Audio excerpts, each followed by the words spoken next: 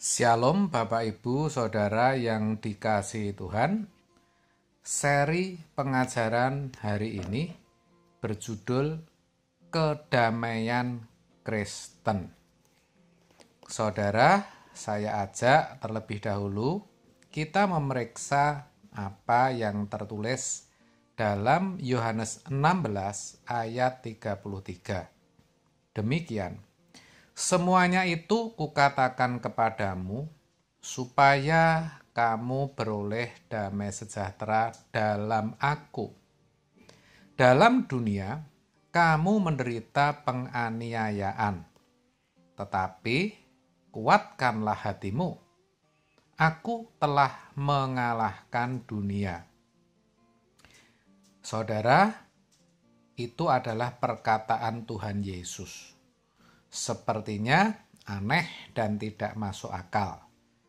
Bagaimana mungkin dalam penganiayaan kita bisa menikmati kedamaian? Ayat firman Tuhan di atas tampaknya too good to be true. Kalau menderita penganiayaan, kesusahan, penindasan, pasti tidak nyaman. Kalau tidak nyaman, pasti tidak ada damai. Logikanya kan begitu. Namun, inilah yang terjadi dan dialami oleh murid-murid Tuhan pada abad pertama. Perkataan Tuhan Yesus pada ayat tadi sebenarnya mengisyaratkan bahwa para murid dan orang-orang yang mengikut Tuhan nantinya, termasuk saudara dan saya, akan mengalami keadaan sulit. Penganiayaan dari orang-orang yang memusuhi atau tidak senang dengan komunitas Kristen akan datang menimpa mereka semua. Itulah sebabnya perkataan Tuhan pada ayat tadi sebagai penguatan awal sebelum segalanya terjadi. Meskipun para murid dan orang yang mengikutinya mengalami penganiayaan yang hebat, namun mereka tetap dapat merasakan damai sejahtera di dalam Dia, di dalam Kristus maksud saya. Itu faktanya seperti itu yang dialami para murid waktu itu, saudara. Nah, perkataan Tuhan ini memang benar-benar paradoks. Paradoks artinya kelihatan bertentangan, namun sebenarnya tidak bertentangan. Di satu sisi, ia menjanjikan damai sejahtera. Namun, ia juga mengetahui bahwa penganiayaan yang membuat seseorang kehilangan damai sejahtera pasti akan melanda mereka yang mengikutinya.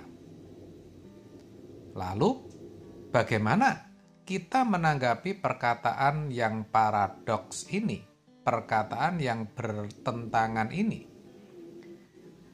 Perkataan paradoks ini dapat kita pahami, dapat kita mengerti, kalau kita tahu bahwa damai sejahtera yang ada dalam kekristenan adalah damai sejahtera yang berbeda dari pemikiran kebanyakan orang. Saudara, bagi banyak orang, damai sejahtera tercipta ketika keadaan nyaman dan tanpa masalah. Sedangkan bagi orang Kristen, damai sejahtera adalah menari dalam tanda petik bersama Allah di dalam dan melalui penderitaan. Tentu, kita tidak bermaksud untuk mengatakan bahwa orang Kristen itu setuju dengan penindasan atau penganiayaan. Sehingga ketika kita melihat orang menderita, teraniaya, dan tertindas, kita boleh diam saja. Bukan begitu maksudnya. Menari bersama Allah di di dalam dan melalui penderitaan. Maksudnya, kita menjalani semuanya itu bersama dengan Allah. Damai sejahtera kita bukan karena keadaan nyaman, melainkan karena Allah ada di samping kita, bersama kita. Itu konsepnya. Bahkan, ia sebenarnya ikut menyemangati kita dalam kehidupan yang tidak mudah ini. Oleh sebab itu, sebagai orang Kristen, kita harus berani dan mau menaruh rasa percaya kepada Allah. Ini tidak mudah dan butuh latihan, butuh ketekunan. Saudara, yang pasti Tuhan akan selalu mengizinkan berbagai keadaan yang tidak nyaman, berbagai persoalan, masalah, dan pergumulan yang olehnya kita bisa melatih diri kita. Tuhan itu maha cerdas dan bijaksana dan layak untuk kita percayai. Walaupun sepertinya Tuhan diam, senyap, bahkan keadaan semakin memburuk, tetapi kita harus percaya bahwa Tuhan masih pegang kendali. Kita jangan mencurigai Allah. Jangan saudara, jangan, dan memang tidak boleh mencurigai Allah. Sebaliknya, kita harus percaya kehadiran, penyertaan, serta perlindungan Tuhan atas kita. Yang harus kita lakukan adalah tidak lari dari masalah dan pergumulan, tetapi justru kita hadapi. Kita hadapi, apapun itu hadapi. Jangan takut. Ya, saya katakan jangan takut. Walaupun sakit saudara juga belum sembuh, bahkan bertambah parah, hutang belum bisa kebayar dan masih terus ditagih, keadaan semakin memburuk, tetap hadapi saja. Hadapi saja. Hadapi saja. Ingat, kita tidak sendiri, ada Tuhan. Justru dalam situasi seperti itu, kita sedang menari bersama Tuhan. Kita harus percaya itu adalah yang terbaik yang Tuhan bisa berikan kepada kita. Jadi jalani saja dengan mata tetap tertuju kepada Tuhan.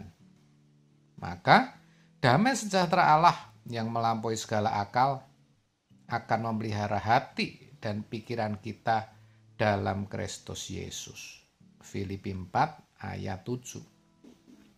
Itu artinya kita akan tetap bisa mengalami damai Kristus. Itulah sejatinya kedamaian Kristen yang sangat atau sama sekali berbeda dengan kedamaian dunia, di mana di tengah penderitaan, di tengah pergumulan, kita masih tetap bisa mengalami kedamaian. Itulah yang dimaksud damai sejahtera yang diberikan Kristus. Seperti dituliskan dalam Yohanes 14 ayat 27. Damai sejahtera kutinggalkan bagimu. Damai sejahteraku kuberikan kepadamu. Dan apa yang kuberikan tidak seperti yang diberikan oleh dunia kepadamu. Janganlah gelisah dan gentar hatimu. Sangat jelas bukan? Jadi mari saudara, saya ajak agar kita semua bisa mengalami kedamaian Kristen. Amin. Tuhan Yesus memberkati.